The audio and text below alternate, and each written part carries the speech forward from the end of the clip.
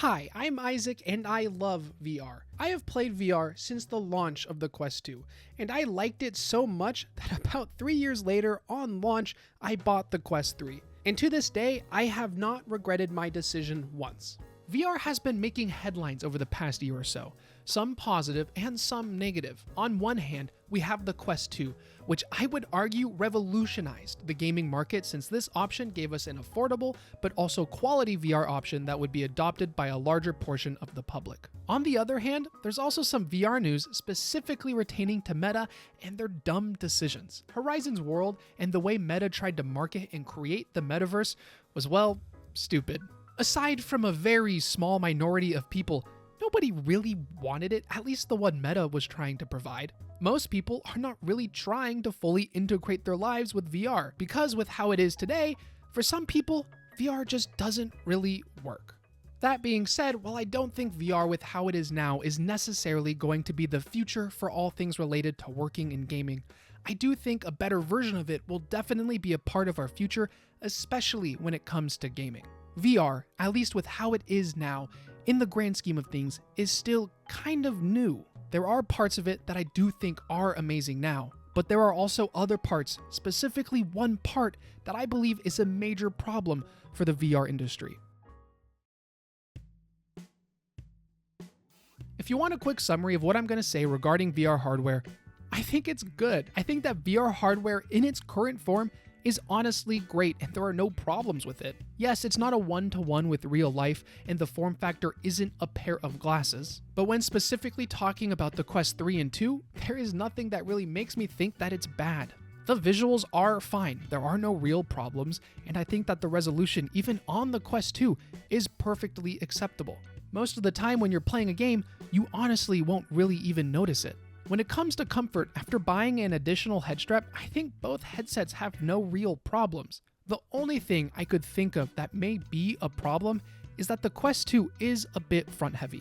But all you really need to do to fix it is throw a battery bank on the back of the head strap. And then looking at the greater VR hardware market and accessories, while expensive, I think is also perfectly fine. We have full body tracking at various price points, haptics, and VR treadmills. All of these are not mandatory, but if you want to take your gaming session to the next level, these are all perfectly good options. VR hardware with how it is now is honestly perfectly acceptable.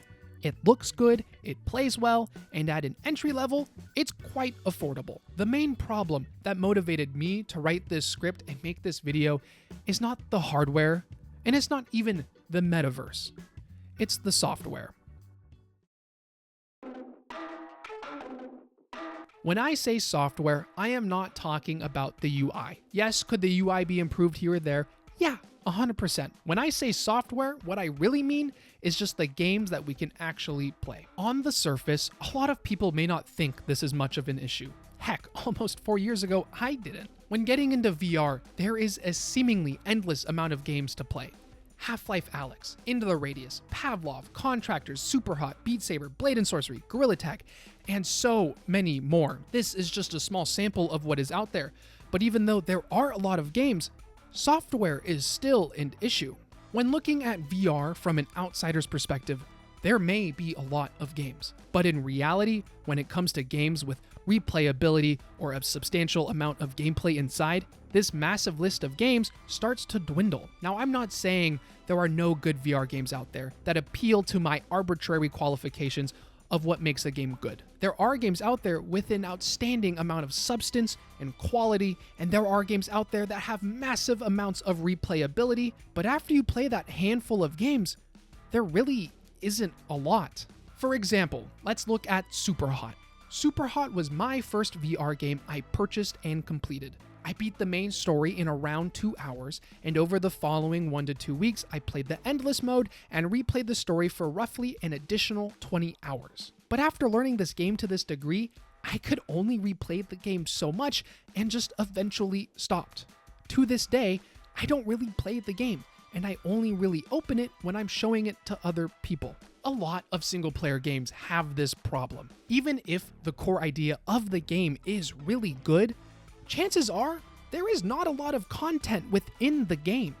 And the extra content that is in the game is either something really basic meant to kill time, or it relies on the game being designed in a sandbox format.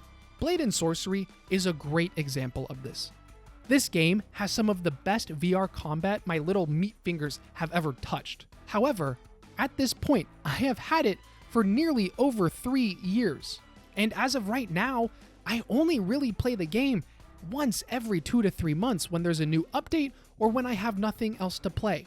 Thankfully, I am happy to say that Blade and Sorcery is finally getting its full release. However, this game was in early access for so long, and if one of the best VR games was in early access in an unfinished state, think about all the other games that were not as successful as Blade and Sorcery and the state that those games may be in.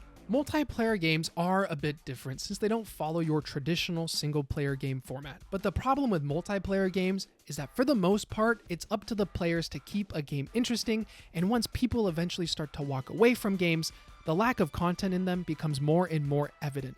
A very quick example would just be the game Contractors. Contractors is probably one of the best FPS games in VR. However, I'm not gonna lie, the game is honestly held up by the modding community. Another game, Zenith: The Last City, is by far one of the largest disappointments in VR. This game had almost everything. Massive sales, huge investments, and promises to update the game and to make it even better. But once the hype settled down, people realized how empty the world was and people started to leave. To add insult to injury, the devs struggled to stay on track with their own promised content schedule. They promised a new class called the Cyber Ninja within a year. Fast forward a year and a half later, we got the Cyber Ninja, but it was only a third of the way done. They then transitioned to a free-to-play model, and after that, I honestly, personally, just gave up on it.